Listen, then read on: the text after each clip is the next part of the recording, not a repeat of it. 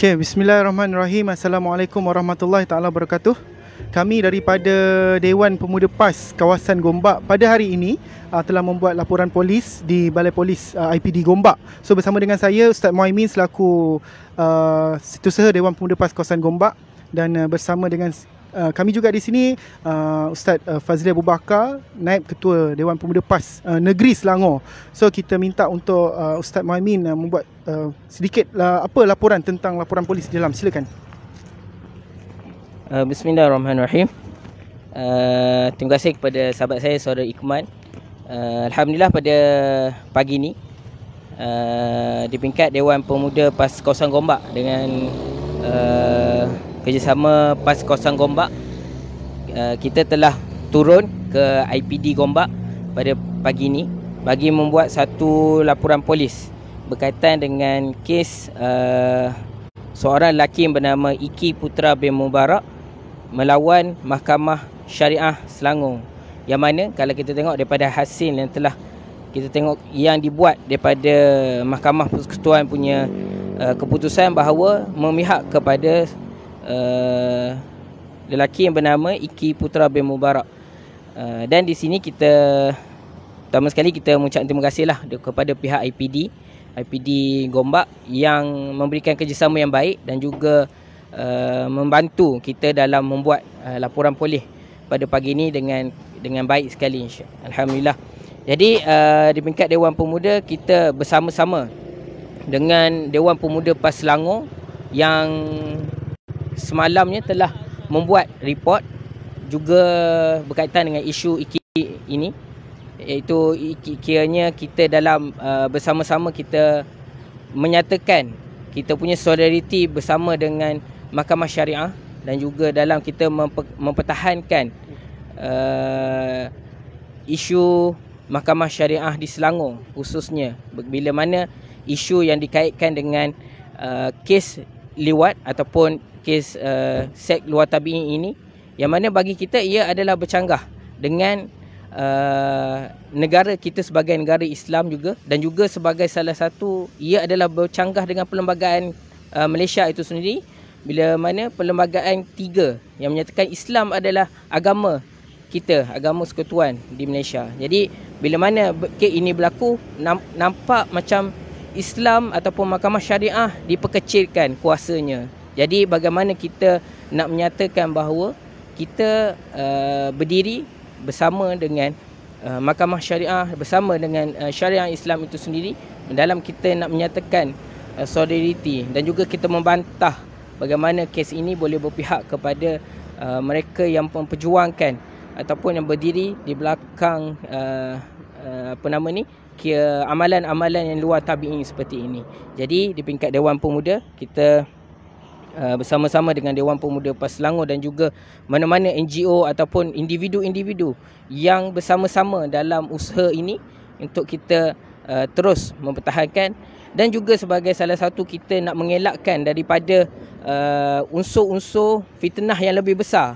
Sebab kita dikatakan dalam diskusi ataupun wacana yang kita tengok sebelum ni, banyak yang mengatakan bahawa bila mana Seksyen 28 ini telah berjaya mereka orang kata lawan dan berpihak kepada pihak sebelah sana, kita nampak akan ada usaha-usaha lain yang akan terus-menerus untuk menentang Mahkamah Syariah ini. Contohnya yang disebutkan bahawa dalam Seksyen 66 dan sebagainya. Jadi kita di peringkat Dewan Pemuda ini adalah sebagai orang kata kita frontliner lah untuk berhadapan dengan kes ni, supaya kita tak nak isu ni terus menjadi lebih besar dan memfitnah kepada agama Islam itu sendiri.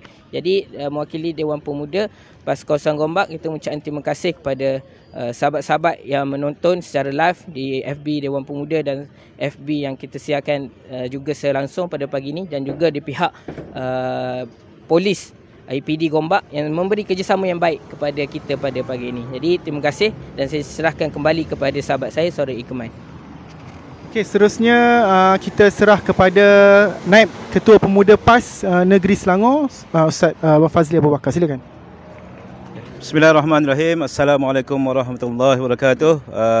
Selamat sejahtera kepada semua yang menonton pada tengah hari ini. Terima kasih kepada saudara pengurusi Yang bahagia saudara Muhaimin merupakan setiausaha Dewan Pemuda PAS kawasan Gombak dan juga para hadirin sekalian. Jadi untuk pada tengah hari ini saya mewakili Dewan Pemuda PAS Negeri Selangor turut bersama-sama dengan Dewan Pemuda PAS kawasan Gombak untuk menyatakan bantahan terhadap apa yang berlaku kes Iki Putra bin Mubarak. Jadi apa yang berlaku baru-baru ini adalah bila mana beliau telah meminta untuk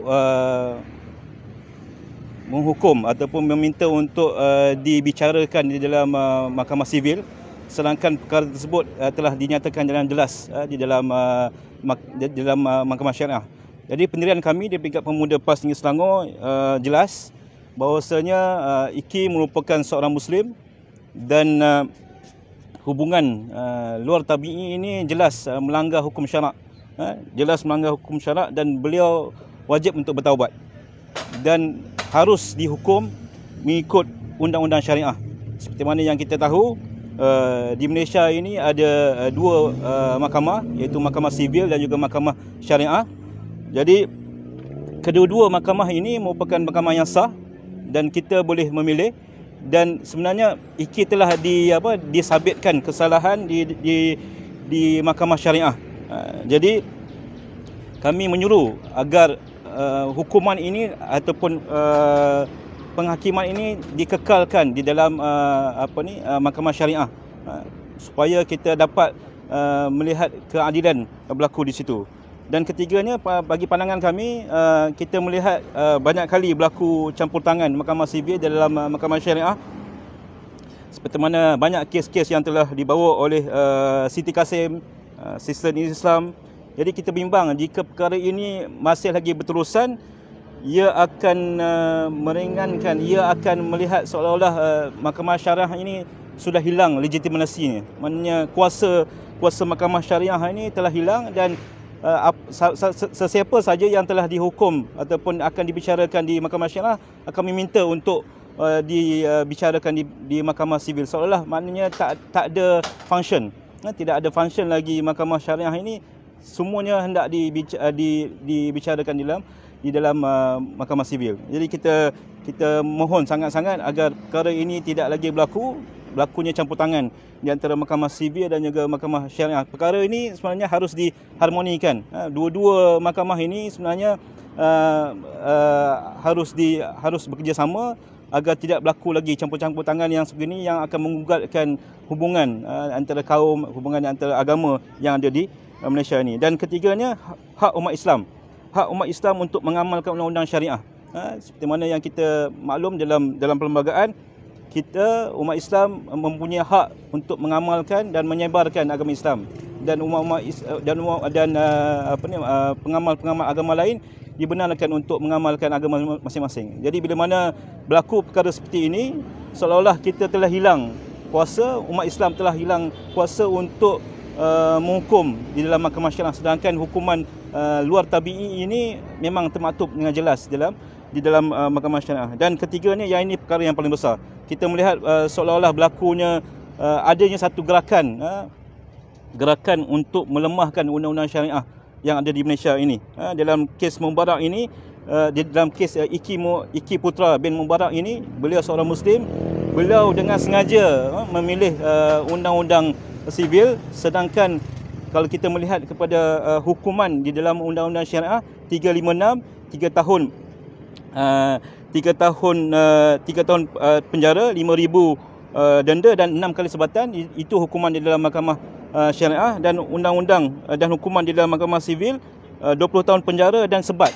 Jadi kalau kita lihat di sini, sebenarnya hukuman di dalam hukuman mahkamah sivil ini sebenarnya lebih berat berbanding mahkamah syariah. Jadi kenapa mereka ini, kumpulan ini memilih untuk memilih mahkamah sivil?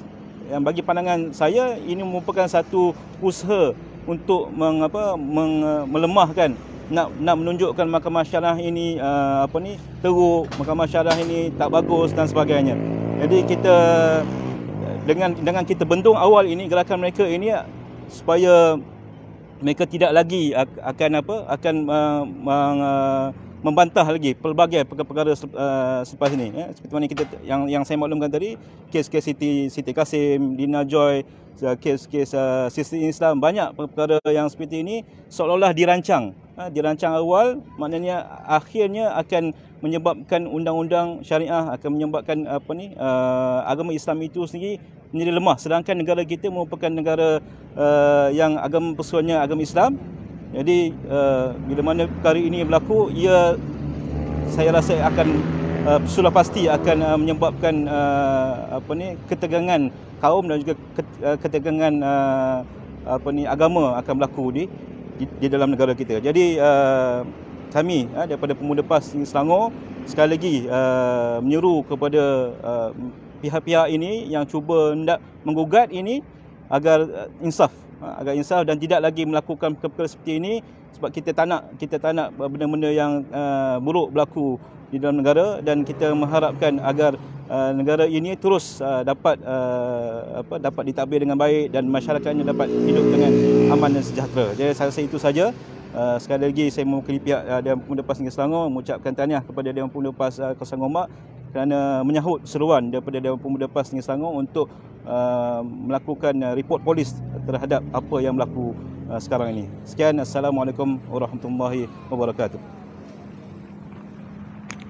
Okey, terima kasih kepada Ustaz Abang Fazli Abu Bakar, Naib Ketua Dewan Pemuda PAS Kawasan Gombak. Itu saja tuan-tuan, ini saja yang kami mampu lakukan dalam bidang kuasa kami sendiri. Dewan Pemuda PAS Gombak dan juga Dewan Pemuda PAS Negeri Selangor telah lakukan apa yang termampu untuk kami semua jawab di hadapan Allah Subhanahu Wa Taala esok. Sekian, itu saja berita daripada kami secara langsung di Facebook Pemuda PAS Turun Gombak Setia. Jangan lupa untuk komen, like dan share di Facebook pemudagombak.com, pemudagombak.com, di Facebook pemudagombak.com untuk like, komen dan share untuk meningkatkan engagement kami di Facebook. So tuan-tuan, itu saja. Assalamualaikum warahmatullahi taala wabarakatuh.